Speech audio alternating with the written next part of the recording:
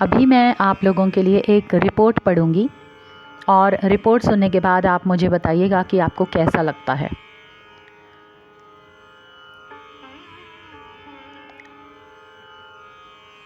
2016 में हमारे एक जांचकर्ता ने आंध्र प्रदेश एवं तेलंगाना में अंडे व चिकन मांस की प्रमुख कंपनियों का दौरा किया और उन्होंने ये देखा कि अंडा एवं मांस उद्योग केवल एक ही चीज़ के लिए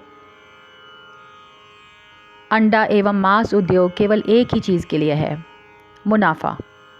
ब्रीडिंग के लिए इस्तेमाल होने वाली मुर्गियों को लगातार अंडे दिए जाने के लिए मजबूर किया जाता है, किंतु प्राकृतिक तरीकों से नहीं। उनको अपने ही मल व गंदगी से भरे छोटे पिंजरों में रखा जाता है व निरंतर अंडे दिए जाने के लिए कृत्रिम गर्भाधान की दर्दनाक प्रक्रिया से गुजरना पड़ता है। अंडों से बच्चों को बाहर निकालने के लिए इस उद्योग में इस्तेमाल होने वाली मुर्गियों को अपने अंडों के साथ रहने की अनुमति नहीं है। उसकी जगह ज़्यादा तादाद में अंडों से चूज़ों के बाहर निकालने के लिए यहाँ इनक्यूबेटर का इस्तेमाल किया जाता है। इस मशीन की सहायता से अंडों से चूज़े प्राप्त करने में बहुत सी समस्याएं होती हैं। जैसे कुछ चूज़े अविकसित शरीर व अंग विकृति से पीड़ित होते हैं। अंडों से बाहर निकाले मुर्गी एवं मुर्गों को अलग अलग करने के लिए दर्दनाक एवं तनावपूर्ण लिंग जांच की प्रक्रिया से गुजरना पड़ता है। क्योंकि मुर्गे अंडे नहीं देते व उनसे कमाई नहीं होती, इसलिए इस उद्योग में उनको बेकार समझा जाता है। मांस व अंडों के लिए चूज़ों को उनके स्वास्थ्य के आधार पर वर्गीकृत किया जाता है। इसलिए जो चूज़े कमज़ोर या बीमार होते हैं उन्हें बेकार की श्रेणी में रखा जाता है व बाद में इन्हें कूड़े में फेंक दिया जाता है।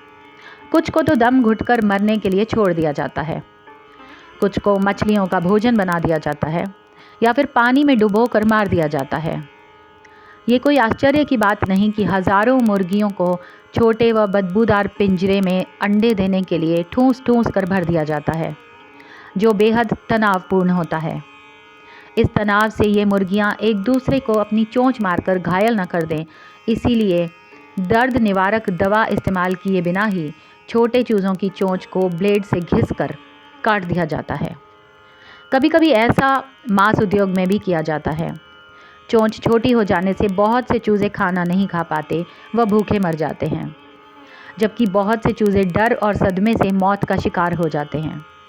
अंडे देने के लिए मुर्गियों को 17 माह तक गंदे व बदबूदार छोटे पिंजरों में कैद करके रखा जाता है, जहां वो अपना एक पंख तक नहीं फैला पाते।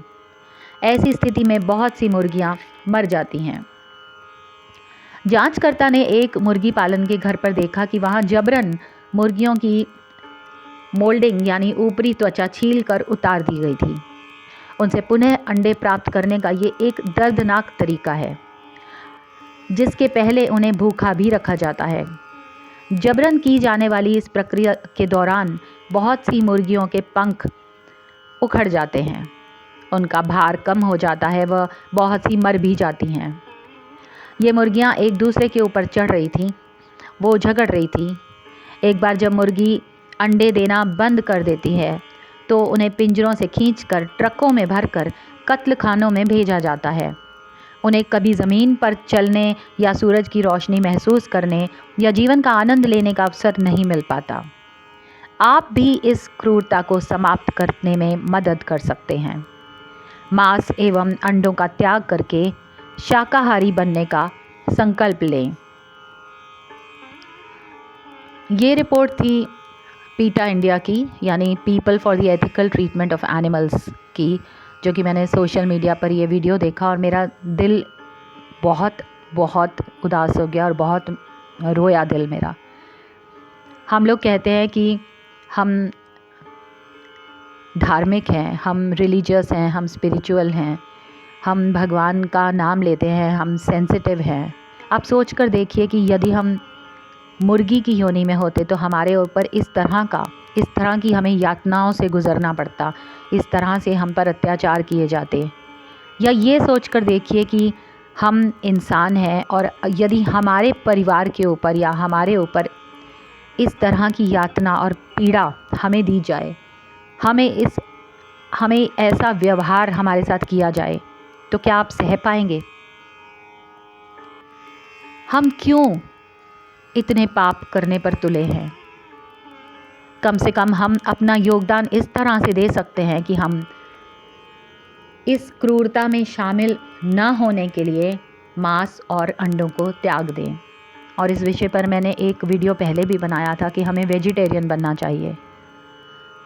तो मेरी कोशिश, मेरा प्रयास यही है कि इस तरह की बातें मैं कर आप लोगों में, सब लोगों में जागरूकता फैलाऊं कि हम अपने आप को मनुष्य कहते हैं, लेकिन हमारे में मानवता बिल्कुल नहीं बची यदि हम इस तरह के कर्म करते हैं। तो यह आपके ऊपर है कि आप किस रास्ते पर चलना चाहते हैं।